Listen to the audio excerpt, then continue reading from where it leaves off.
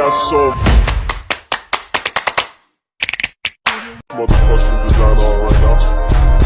Bring it down, bring it down, bring it down. I got three old thoughts to Pada video ini, saya akan menjelaskan tentang asam amino dan protein dari mata kuliah biokimia.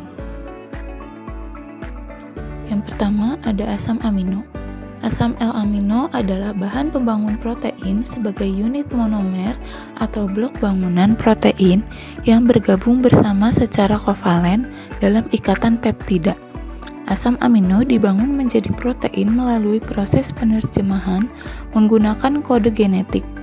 Asam amino sering dikelompokkan sesuai dengan sifat kimia rantai samping mereka.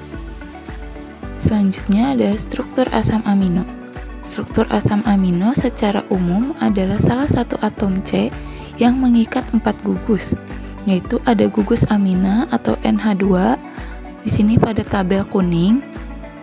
Yang kedua ada gugus karboksil atau COOH di sini pada tabel hijau, atau atom hidrogen atau H di sini pada tabel merah, dan satu gugus sisa atau R dari residu di sini pada tabel biru, atau disebut juga dengan gugus atau rantai samping yang membedakan satu asam amino dengan asam amino lainnya. Selanjutnya ada golongan asam amino.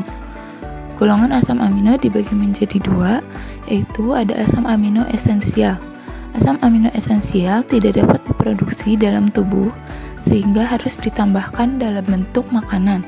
Contohnya ada fenilanin, histidin, isoleusin, leusin, lisin, metionin, treonin, triptofan, dan valin. Yang kedua ada asam amino non-esensial. Asam amino non-esensial dapat diproduksi di dalam tubuh. Contohnya ada alanin, arginin, asam glutamat, asam aspartat, asam asparagin, glisin, glutamin, prolin, selin, sistein, dan tirosin. Selanjutnya ada klasifikasi asam amino, yaitu dibagi menjadi 4.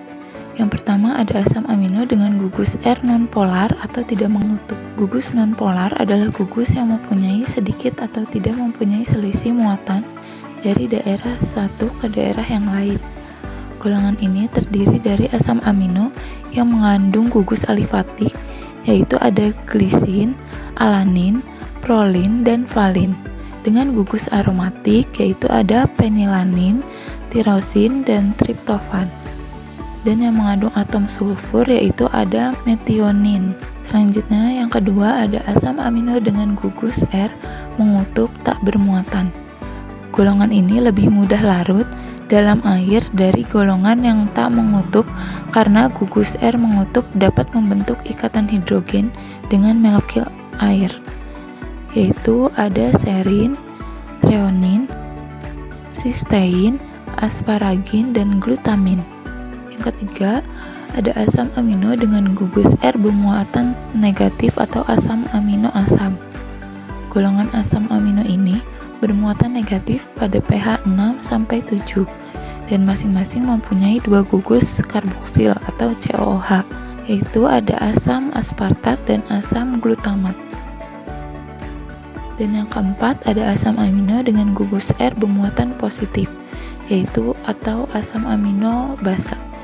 Golongan asam amino ini bermuatan positif pada pH 7, yaitu ada lisin, arginin, dan histidin. Fungsi asam amino. Fungsi utama asam amino adalah sebagai unit monomer dalam sintesis protein. Asam amino merupakan senyawa yang bergabung untuk membentuk protein dalam tubuh. Asam amino membentuk banyak fungsi selain sintesis protein, diantaranya meningkatkan imunitas, mengatasi dehidrasi dan kelelahan, membantu memelihara kesehatan kulit, otot, dan organ tubuh lainnya, dan bahkan mengatur suasana hati. Selanjutnya ada protein. Kata protein berasal dari bahasa Mesir yaitu proteus, yang terjemahan kasarnya berarti yang utama. Protein adalah sumber asam-asam amino yang mengandung unsur-unsur karbon, hidrogen, oksigen, dan nitrogen. Ada pula yang mengandung unsur sulfur, dan fosfor. Protein tersusun dari beberapa asam amino yang saling berikatan. Selanjutnya ada penggolongan protein. Berdasarkan jenis konfirmasinya, protein dapat diklasifikasikan menjadi 1. Protein fibrous. Protein jenis ini berupa paralel single aksis yang tidak larut dalam air, tetapi larut dalam larutan garam. Contohnya ada kolagen, alfa keratin, rambut, kuku, bulu, dan kulit. Yang kedua ada protein globular. Protein ini memiliki bentuk spiral atau globular dan larut dalam sistem air. Contohnya adalah albumin dan hemoglobin. Selanjutnya ada struktur protein. Struktur protein dibagi menjadi 4. Yang pertama ada struktur protein primer. Struktur protein primer merupakan urutan asam amino penyusun protein yang dihubungkan melalui ikatan peptida atau amida. Yang kedua ada struktur protein sekunder. Struktur sekunder adalah struktur 3 dimensi lokal dari berbagai rangkaian asam amino pada protein yang distabilkan oleh ikatan hidrogen. Yang ketiga ada struktur protein tersier. Struktur tersier menggambarkan pengaturan ruang residu asam amino yang berjauhan dalam urutan linier dan pola ikatan-ikatan disulfida.